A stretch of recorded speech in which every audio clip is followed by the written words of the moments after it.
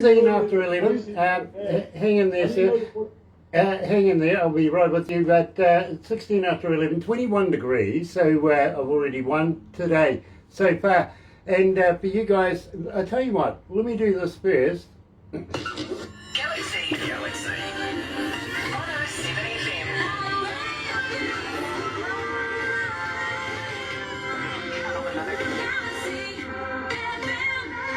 And for everybody that's joining us right now, and it is an absolute pleasure to have you back again. Now, we've already done a parcel opening this morning. We've already done a presentation to the world, a brand spanking new release to the world, and now we're going to do something completely different. This is absolutely fascinating. You're going to love it. We're going to be joined by Dr. John Epstein from the band Haymarket Riot, coming out of North Carolina, and believe me, you're going to love that. For you guys that are watching us right now on Facebook Live, thank you so much for coming back again and being a part of Galaxy and part of the Galaxy family. If you're going to be watching it a little later on over on YouTube, you know what to do, right? Yeah, you do. Sub, thumb, bell, bingo. Bell, notifications for later on, for when we have important interviews much like this. Haymarket Riot is in the house. Let's kick it off. I die a little right here at Galaxy. So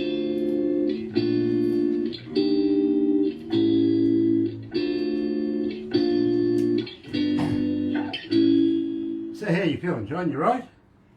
Yeah, good. No. I was just thinking, what if the voice in your head is talking trash, man? What if it's a trashy woman talking trash? Then I get told to be quiet.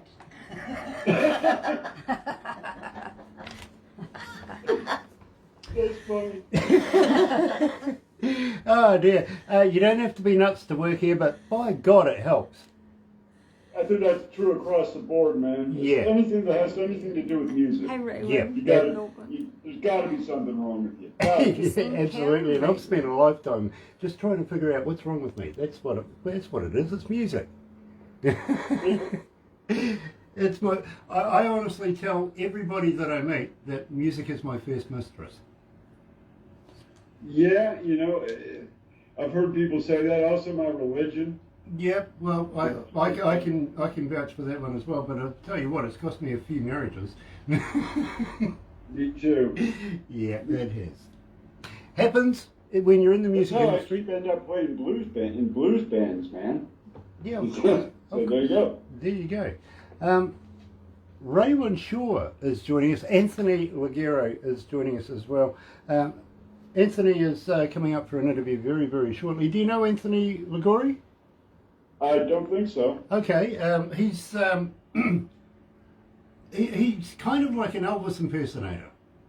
Oh, cool. And I've known a couple of those. He's travelled around with the Hammond brothers. Okay. And yeah, he's coming up for an interview very, very shortly. In fact, we spoke to the Hammond brothers just a couple of days ago.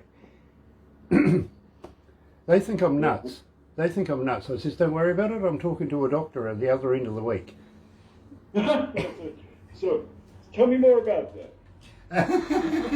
How much is it going to cost me?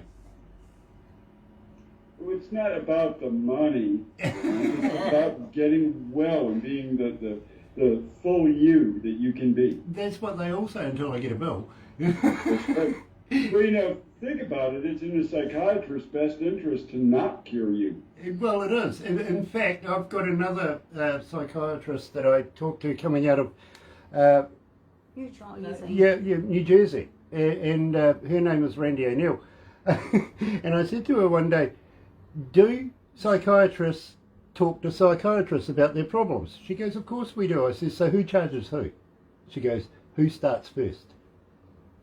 She works in a hospital. You gotta have rules, man. You do, you can just sit there and watch each other for a couple of hours. Oh, man.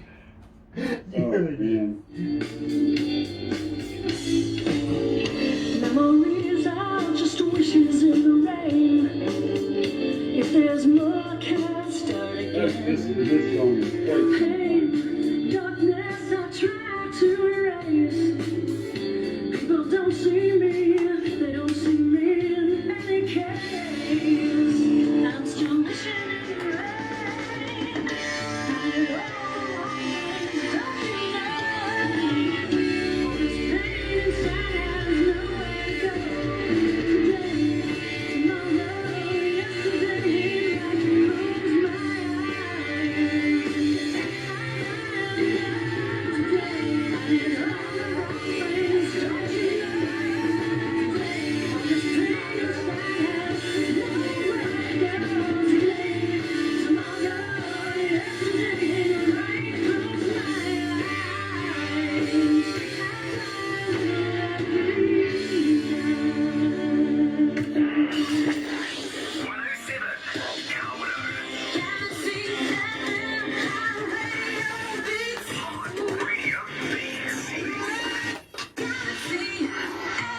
That's right, you're right here at Galaxy 107 FM, 97.9 degrees inside here Fahrenheit. That's hot.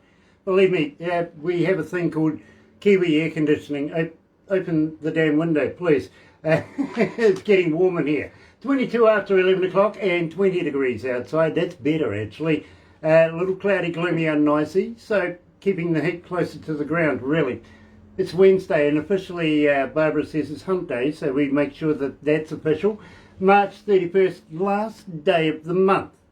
You know what tomorrow is, don't you? Yeah, my favourite day of the year. Beware. Yeah, beware, believe me. April 1st, yeah, I like to have a bit of fun on April 1st, so just be aware of that one. And today I'm really, really excited. I really, really am, because I'm joined by Dr.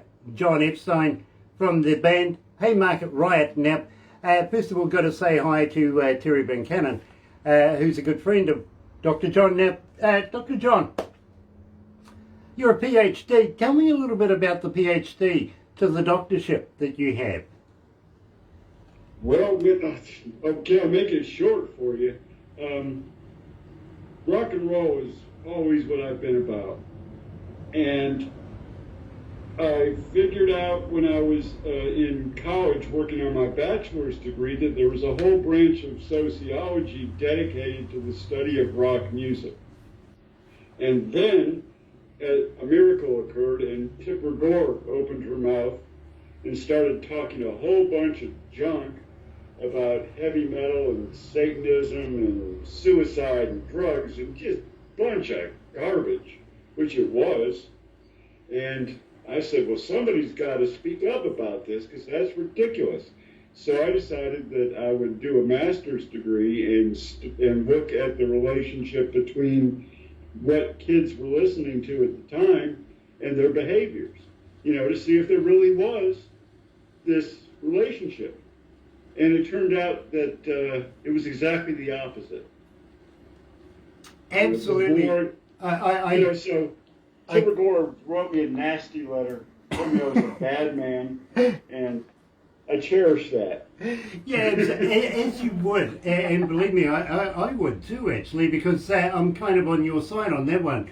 Believe me, I've spent a lot of years in the music industry myself. You don't call yourself a baby boomer.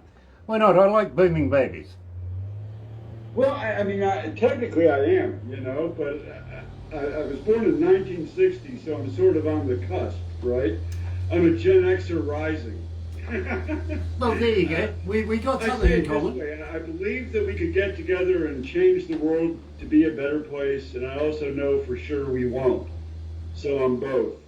Yeah, well, that's the yin and yang of the truth right there. I got to be honest with you.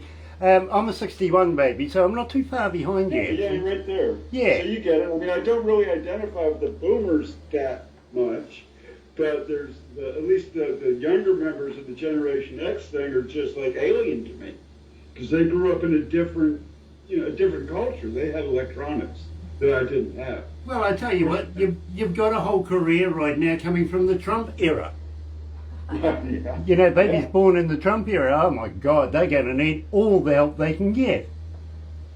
Well, hey man, I can go way political on that, but I do actually believe that the whole disintegration of this thing they called American exceptionalism, which was questionable to begin with, was completely destroyed by the erosion of the education system. And I believe that they did that absolutely on purpose. It was an orchestrated plan, because you got a bunch of stupid people and you can do whatever the hell you want, obviously.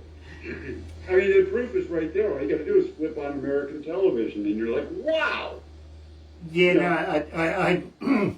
I don't like watching American television. I got to be honest with you, unless it's sport. No, I don't either. I watch BBC, buddy. Yeah, well, it's not only that. I just don't have that lower intelligence. I'm sorry. But having said that, now we opened up the show with "I Die a Little." Now, tell me a little bit about that. Give me something about the lyrics there. The lyrics were taken from a diary that was kept by a woman who was experiencing homelessness here in North Carolina. Her name was Chris Schumacher.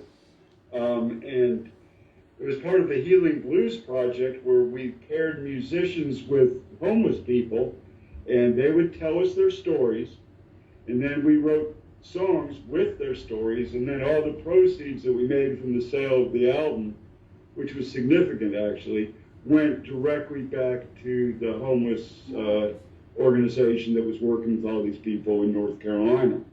So it was a win-win for them. And we took Chris's notebook, Kim Thor, who was also at Greensboro College at the time, took it and broke it down into lyrics rather than, diary entries, gave it to Charlotte, who rewrote it into what it is now, and then Jim and I, the guitar player in Haymarket Riot, and I sat down and wrote the rest of it, and boom, there it goes. Interestingly, on the Healing Blues album, her husband's story is also on it. Unreal, actually. Now, at the same time, believe me, the young lady that's singing on that, absolutely superb voice. It really, really is. Job well done. Kind of reminiscent to Terry Van Cunnen's Walk-In, for instance. Yeah, well, that was on the Healing Blues album as well. In fact, I think that was the opening track on that album. Yeah, believe me. And Terry told me something of a similar kind of story, if you know what I mean. So it was like, strangely, a little bit of deja vu with a different face. There you go. The music community here in where Terry and I live is very strong and actually very community-oriented. Always has been. And I'm not exactly 100% sure why that is so, but it's nevertheless true. So when you hear about projects like the Healing Blues thing, people want to do it because they want to help. They want to make a difference. I get that. Yeah. Music's the thing. It heals, man. Yeah, you know that. Absolutely. It's a universal language. I get that. Then you'd know people like Matt Walsh, for instance. He comes from the same area. Yeah, and we're going to be talking to him very, very shortly. Now, at the same time, I just want to ask you, because I have a fan question for you. How does a fan get hold of you, John? Are you on Facebook? Are you on Twitter? Are you on Instagram? But more importantly, do you respond? I do respond primarily through Facebook for Haymarket Riot right now, because we've been trying to get our next album done for the past couple of years, and every time we get started, something screwed up happens. First time my drummer got killed by bees, I think I told you that. And then this time, it was the COVID thing.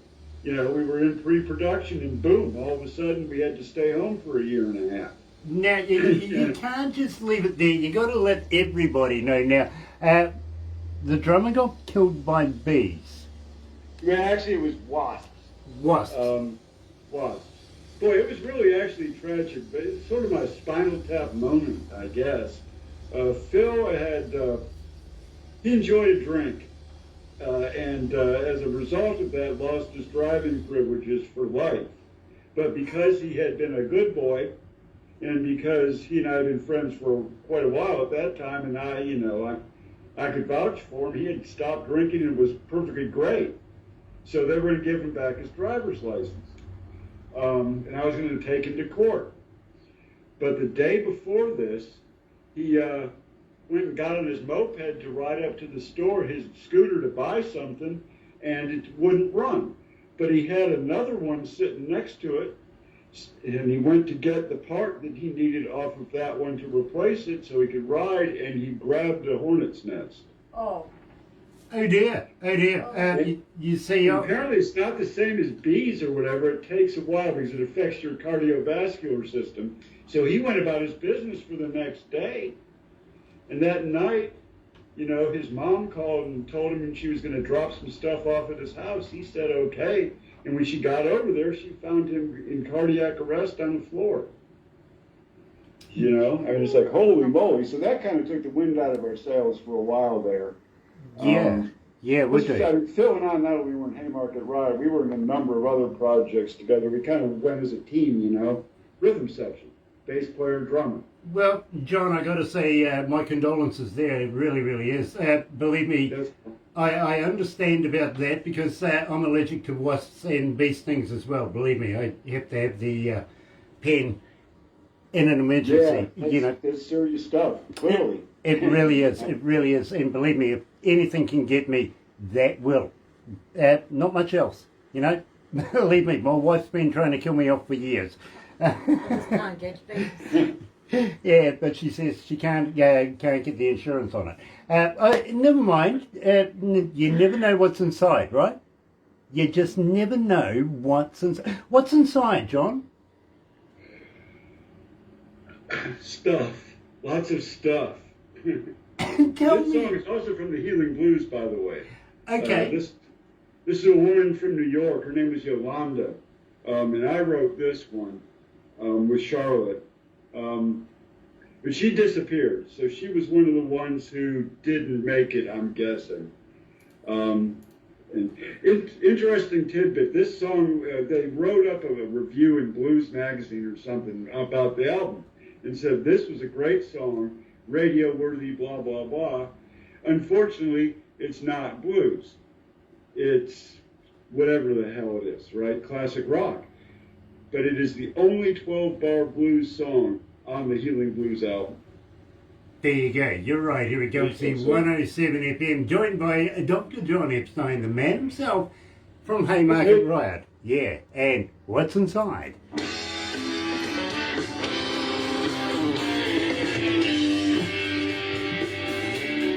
How you feeling, John? You okay? Yeah, doing good, man. Nice, nice. I haven't listened to this Healing Blues stuff for a while now. It's kind of fun. Now, tell me, you obviously have new work coming out in the near future. Would you toss some our way? Can we do this again? Oh yeah, man, anytime. This Nice. is fun. I love this stuff. Nice. And I've always, this sounds really like suck-up-ish, but I've always been a huge fan of New Zealand, man. Always have. You guys just have your shit together. Thank Oh, you. that's good. And by way of comparison, let's say that. Yeah, fair enough, know, too. Well, And plus, I mean, come on. Jungle-dwelling penguins? Come on. That's why not?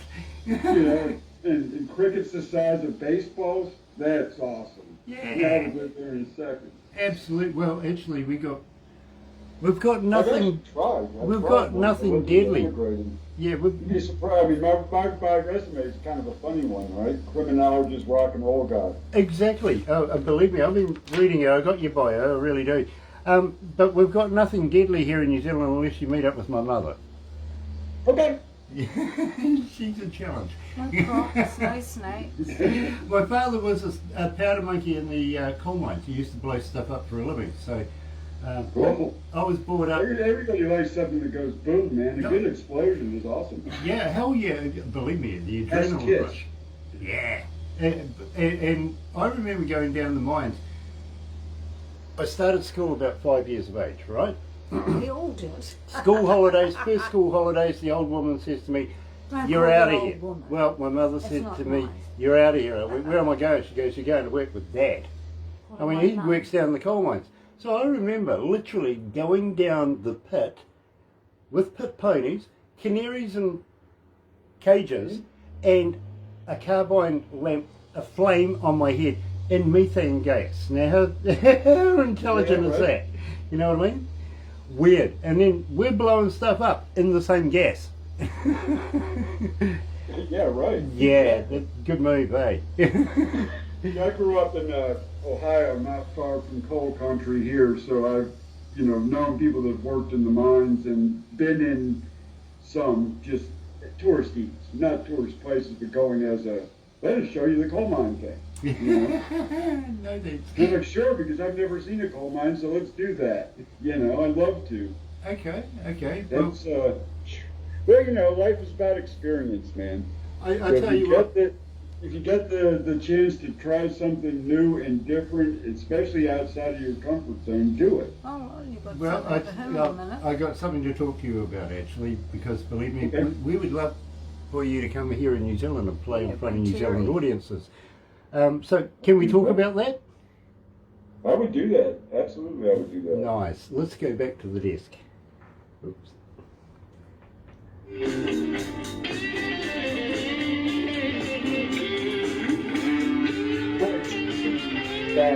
Oh, well.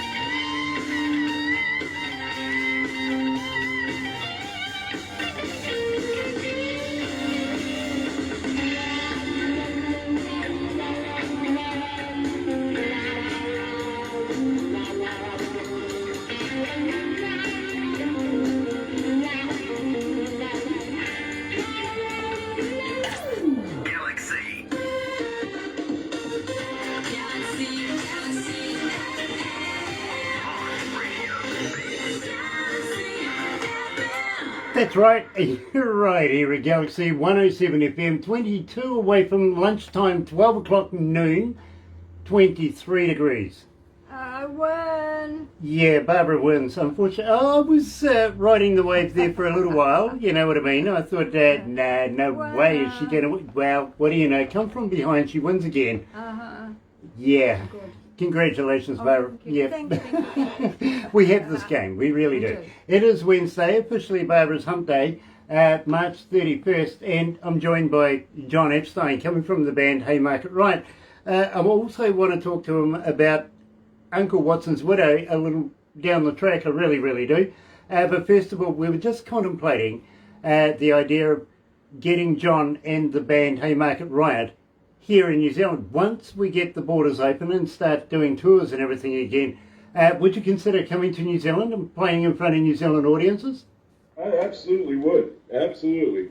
I absolutely would. We- I've always wanted to come to New Zealand. I'm not 100% on Australia, but New Zealand for sure. Yeah, well, Good well, on I you. understand about Australia. You know, it's full of Australians. Yeah, and all kinds of scary animals. Yeah, exactly. Believe me, I know that. Just having a little bit of problems with the headphones right now. Can you say something? Hello. Yeah. Hello. No. Hello. Yeah, but you guys are at the end of summer, early fall, right? Yeah, we're about to Yeah. turn our clocks back this weekend, actually. So officially, yeah, we're coming into winter. But having said that, I mean, it's been a really weird kind of summer. I got to be honest with you. It hasn't been, you know, the hot, long periods of sunshine that you expect. It's sort of been quite mellow and, you know, gloomy, rainy, and strange. To be honest, it doesn't feel like we've had a summer and or winter. It's just been the same season all year round. That's not a good thing. Well, I don't know. Well, it makes it very pleasant, right? But it's probably not a good thing. Well, I don't know. Things generally are not, so. I'm sorry, just work with me here. I'm actually, getting a little something going on. Okay, we'll go back over here. Try chatting again, John. Okay. What is it, an audio problem? Yeah, it's sort of cracking up a little bit. Maybe we might need to replace a jack or something like that. You know what I mean? Could be on my end too. Next time I'm sitting right next to my board. Next time I'll throw a real microphone in there. Okay. Well, it could be too. But now, at the same time, I got to warn you, John, that here in New Zealand, well, we're a little crazy, okay? Well, yeah. I figured that out. We do like to be able to challenge ourselves, and, well, we kind of have this mantra that if it doesn't scare you at least once a day, then, you know, life ain't worth living, you know what I mean? Yeah, absolutely. Ryan Cohen is joining us, and Dale Hammond is on board as well. Nice to have you on board, brother man. And believe me, talking to an absolute talent today, Dr. John Epstein from the band Haymarket Riot. Now, have you ever heard of a hoo-hoo grub? Here we go. A hoo-hoo grub? No. Okay, well, you're familiar with a caterpillar, right? I am. And believe me, this is a tradition that we do here, not only at Aurora Entertainments that Barbara manages and brings bands into the country, but the indigenous folks, the Maoris, still have these as a delicacy. It's big, it's white. Well, you know, it's like a double-decker bus to a mini, actually, if you want to compare it to a caterpillar. But what you It's a do, big ass caterpillar. yeah, kind of, on steroids. You know what I mean? And what you do is you put now you may want a bit of alcohol, and most people want it, before, during, and after. But, yeah, they do. But you put the live body in your mouth, rip off the head. The head's not, it's yucky, really. But when you crunch down on the body, it tastes like creamy peanut butter. Well, there you go then. I've had ants that tasted like almonds, so there you go. Well, actually, I have too, to be honest with you. Yeah, but you know the problem with almonds, don't you? You don't know whether it's dangerous or not. Right. Yeah, if you smell almonds, get the hell out, right? Right. Yeah. Oranges. Yeah, well, I don't mind oranges, mainly because there's plenty of orange trees and everything around us right now, including kiwi fruit. Now, having said that, have you ever heard of Queenstown? Pardon? Have you ever heard of Queenstown? The city? Well, it kind of wants to be a city. It's a little boutique town. Let me tell you, New Zealand is made up of 3 islands. Right down the bottom is a place called Stewart Island. Really, the only part of New Zealand that got a decent name, to be honest, because they ran out of imagination and named the next one South and the one after that North. Yay. I mean, So is Stewart Island north or south of the other 2 islands? it's south of the other 2 islands. In fact, That should be south. well, it should be south if you're going to go south, really. But believe me, it's right. Stewart Island. What would you call the South Island if you were going to name it? There's a good idea. And North or South Island? Yeah, exactly. Something like that. Anyway, down the west coast of the South Island, right down the bottom ish, there's a little place called Queenstown. Now, it's not Queensland like you get in Australia. Yeah, that's the place where men wander around in long dresses and high heels, isn't it? Yeah, that's right. Yeah, and they drive fast. It's a cultural thing. Yeah, they drive fast in cars and stuff like that, drag racing, something like that, anyway. Anyway, down Queenstown, and believe me, it's a little boutique kind of town, wall to wall, literally, it's right smack in the middle of a range, and flying in there is a challenge in itself. It's like you're going along and then suddenly you bang, you're on the ground. I did that into a place in Virginia once. I'd do that again. Yeah, but the turbulence is absolutely superb. And I got to be honest with you, last time I went down there, I had a rather large guy sitting window seat next to me from America too. He was from Colorado, and he was white knuckling it, absolutely white knuckling it. And he looks at me and he goes, "Do you think we're going to crash?" I mean, don't worry about it. We'll go straight to the scene of the crime. Yeah, guy did not like that ride at all. But believe me, you know Shania Twain? I don't know her. I know of her. I've heard her music, yes. Okay, well, she owns property down there. Kevin Costner goes down there from time to time. Keanu Reeves, yeah, Tom Cruise. They all go there, all the A-listers, to get away from the paparazzi and wives, husband. You know what I mean, Yeah. So you never... It's a getaway. It's Yeah. a getaway spot. Yeah, believe me. And you never know who you might bump into, literally. But I got to be honest with you, John. You don't want to bump into me. No. No. Well, I'll throw you off a bridge. Okay, well, yeah, right. Yeah, it's the bungee jumping mecca of New Zealand. Oh, yeah? And, well, you're not Australian. We'll attach the bungee. Good. I'd do that. I have done that. Nice. That was a rush. You're right Yeah, to no the end. doubt. Well, the guy who actually brought it to New You Zealand... know, I'm a bit older now. It might break something, but let's go for it. Yeah, fair enough. And I tell you what, we'll put you out on the swing as well. It swings you right out over the canyon that they have there. Absolutely fantastic fun. That sounds awesome. And I'll tell you, while we're there too, they have a thing called the shot over jet down there. These 2 huge, and I mean they're huge, jet boats, and they go down the shot over river. They will turn the thing inside out, upside down, and all around, and you won't spill a drop of your beer. Really? That's fun. It really is. And they get ridiculously close to the walls of the canyons and everything like that. Really, it is a thrill ride to behold. It really is. And we'll get you on that as well. I'll do that. I'm thinking maybe about 4 shows here in New Zealand, 8 shows in Australia. We better make it worthwhile. We'll do some in Australia as well, but only because we like the Australian money, right? Well, you know, money is now sort of an international thing. Yeah, So, yeah. It'll come over PayPal or something. Yeah, well, you know, as long as it's not Bitcoin, right? I don't even know what that is. I've tried to figure it out. It's just it's one more layer of pretend.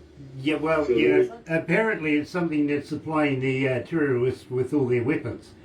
Apparently, yes. It's somebody actually must value it. So there you go. It's untraceable, apparently. The banks can't keep an eye on it. So, not going there. Really not. It could be a bad penny. Oh. Good segue, bad penny.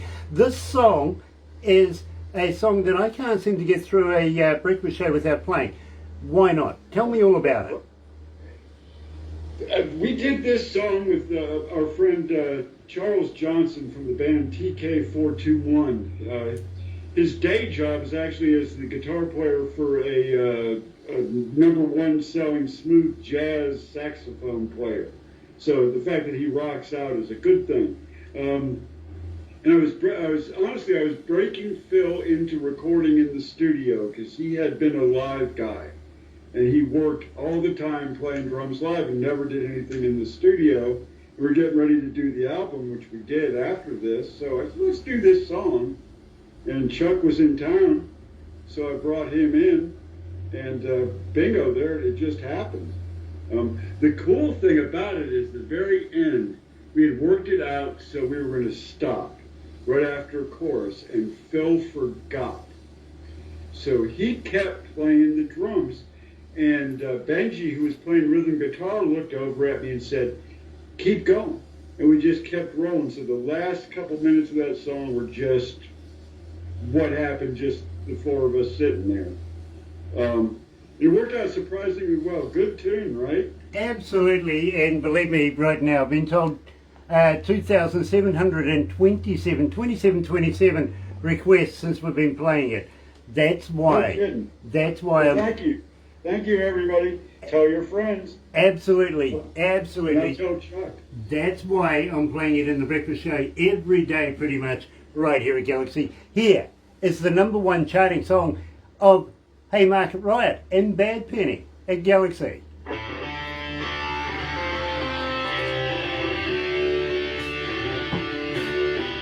We love this, bro. Chuck is a intense guitar player. He is so good. Yep.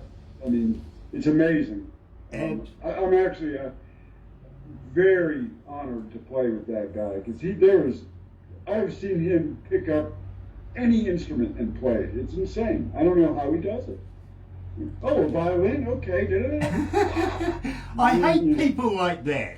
Yeah, right? Come on, man. I've been playing guitar my whole life and I'm just now figuring it out. Yeah, You know, exactly. I'm still going, oh, that's what that is. Exactly, exactly. Yeah. Believe me, I've been playing guitar for a number of years as well, and you know, I'm still a learner, but I hate people that can just, oh, it's a piano, and Well, it's the idea that, you know, you're always learning. I mean, if you read like Steve Vai, who is, what you love him or hate his music, I mean, this guy is an accomplished guitar player. exactly. And you ask him how, and it's because every day he's trying to learn something new, trying to do something different. And shit, I did an interview with him once when I was writing for a magazine and asked him what he had been doing that day, just making conversation. And he said he was trying to play the rose bush. I was like, what are you talking about? So I looked out the window, realized there was 5 things to the fence, and my wife's roses growing up them, and that it was a musical staff. So I'm trying to play it. Fair enough. I was going, oh my God. You're a weird dude, right, Steve? Well, I actually did a show with Steve Vai in Auckland, and he came over here, was promoting carbon fibre guitars at the time. Great show. In fact, I got one of my bands to be the curtain raiser for him. And when he was out at the back in the green room, all he could do was play with his guitar. You know, he didn't want to talk to anybody or anything like that. Just Zach Wilde does that too. He never puts it down. yeah. In fact, I've got another friend of mine that's just like that. He's been like that since he was a kid. Yeah. Oh, Carrigal. We have Joe Bonamassa. I mean, that guy's always got a guitar in his hand. There you go. Yeah, believe me, I think he sleeps with us though. Yeah, but, I mean, he put that his first gig with B.B. King was when he was 11 or 12 or Something like that. Yeah, yeah. You know. Wow. Natural born killer on the X, bro. Actually, I mean, I'm not too stuck up to admit I learned a lot from watching that guy. Fair I enough. really did. Fair enough. You know. Yep. Me myself, I was a more of a, not so much a Jimi Hendrix follower, but I was more of an Eric Clapton kind of guitarist, if you know what I mean. Right. But More traditional, straight up blues instead of the insane yeah, Hendrix. yeah. I was a big Hendrix guy when I was a kid. But my mom blamed him for all my problems. Well, But which is good because it got me out from responsibility. there you Yeah. go. Well, my problem was apparently I didn't take enough LSD. Yeah, he got to the heroin much too soon. Oh yeah. You know. Oh yeah. Yeah. But yeah, I mean, somewhere between those two guys. Yeah. Yeah. You know. Absolutely. Well, that's Bonamassa, right? Because Well, he can do both. Could But be he kind Robert. of sort of stays Yeah. in the middle. Could be, or it could be Robert Cray. Robert Cray. Seen him a couple of times. Wow. Mm-hmm. He's so smooth. Isn't so he? smooth. Isn't he? Absolutely. I fully agree with you there. We actually saw him here in New Zealand a number of years ago. Killer show. Well, you guys figure out how to bring us to New Zealand, and I will get my band over there if I have to do it at gunpoint, although I imagine I'll have to leave that at JFK. Yeah, I think you might actually. We got different laws over here. I bet you they have a locker for it. I'm pretty sure they do. They have a lock up if you've got one. Anyway, one thing I will say though, if you're going to hang out with me, bail money, just in case. You'll need Bail bail money. money. Yeah, oh yeah. Yeah, I'm into shenanigans, you see, so you never know. And an attorney on retainer. Oh, we got some good lawyers. Attorney on retainer. Yep, You never know when you're going to need to call. yep. Well, we've got some good lawyers here too, as well. So I know. we got you sorted there. I got to be honest with you. I'm loving Bad Penny like crazy. It was the very first song I ever heard of yours, John, and just absolutely love it. The artists, the audience that listen to us have picked up on it like crazy. Are you going to be releasing new music? Will you come back again? Oh yeah, absolutely. And I mean, to tell you the truth, I honestly feel that my bass playing on Bad Penny is probably my best recorded performance ever. And it was probably because I was in there with Chuck and Phil and it was very loose. Now I wasn't worried about impressing anybody, you know? Hang in there, bro. Hold on. Let's go back to the desk. Oh, that did. Okay. Yeah, you need to listen to the Uncle Watson's Widow then. If you like that, you should like that. Yeah, believe me, John. I've heard a few tracks from the Uncle Watson's Widow work as well, and believe me, I'm looking forward to talking to you again in the near future as Uncle Watson's Widow. Sounds good. Yeah, believe me. That's fine. But in the meantime, we're right here with Haymarket Riot right now, and are you going to be releasing a new album anytime soon? Will you come back again? Yes. In fact, that's funny you should ask it. I was speaking to Charlotte about this yesterday because she just got her second COVID shot, so we're good to go now. We can now actually be in the same room together. And we had an album done, and it's in the can. It was the one that Phil played on. And we need to listen back to that and decide if we want to release that or if we just need to start from scratch. Either way, we're talking about sometime, well, here it's spring. So sometime this spring getting started on that. I'm finishing up the other projects album this month, in April. So I tell you what, Phil, John, I would absolutely love it if you'd come back again as Haymarket Riot and we do more interviews there. But at the same time, let's fill everybody in about Uncle Watson's Widow now, because I absolutely love this work as well. But it's a little different from the Haymarket Riot stuff, isn't it? It is. Haymarket Riot is what I do with Charlotte, with the singer. The Bad Penny and the stuff I did with Chuck was fine with her because we're all friends, but that was just because it was good fun. But in doing that stuff with Chuck, I realized that I wanted to do a little bit of branching out and doing other stuff and explore things like 7-string guitars and baritone guitars and things like that that don't fit with Charlotte, right? Because as you can tell, because you've listened to her now, she has very distinct vocals, and I find that I play guitar and bass to her vocals. So I take my cues from her. Uncle Watson's Widow let me do what the hell I wanted to do, which growing up in Cleveland, Ohio means really loud and distorted guitars. So there you go. But, A lot of years in metal bands, buddy. A lot of years in metal bands. well, I got to be honest with you. I'm loving both styles, if you know what I mean. And it shows the diversity of John Epstein as well. It really, really does. So we're going to wrap it up here right now. Got to say hi to Tina as well. Thank you for joining us, coming out of Oklahoma. And big shout out to Angel as well.